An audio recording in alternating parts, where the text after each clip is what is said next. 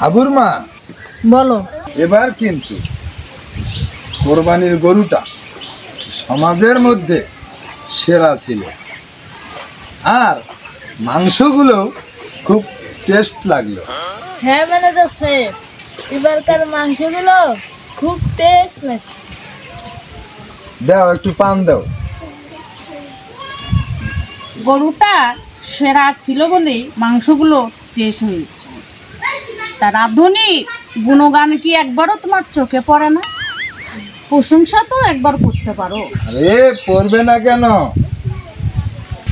হক মাওলা পাক পরওয়ার, তুমি দিদারে আলম।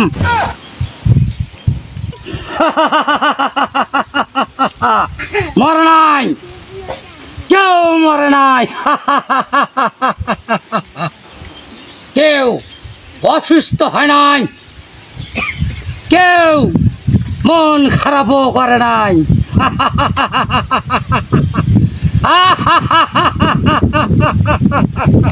কার কথা বলছো ফকির সাহেব?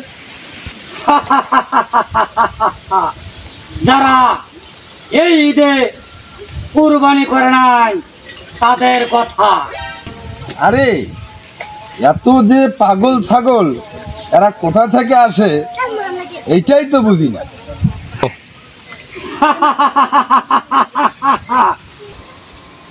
পাগল ছাগল, গরিব অসহায় মানুষগুলো আছে বলেই তো তোমরা কুরবানি দিতে পারো। সমাজে অহংকার করতে পারো, তোমরা গৌরব দেখাইতে পারো। তাদের কাছে টাকা নিয়ে আমি বুঝি কোরবানি দিয়েছি?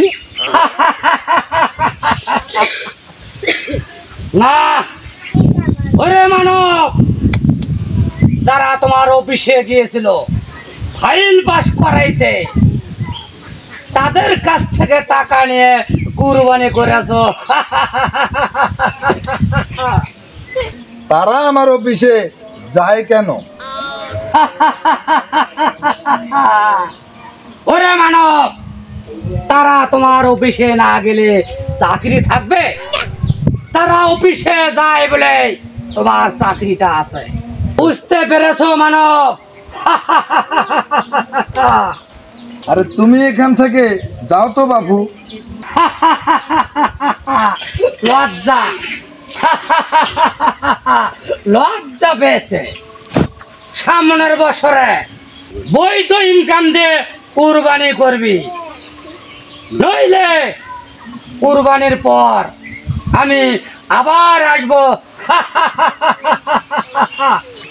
হক মাওলা পাক পরওয়ার, তুমি দিদার আলম। অবৈধ ইনকাম দিয়ে কোরবানি কি শুধু আমি একাই করি? এই দেশের আর কেউ করে না? যত সব। চলো আমরা ভিতরে যাই। দর্শক মন্ডলী, নাটকটা শুধুমাত্র বিনোদনের জন্য। ধন্যবাদ সবাইকে।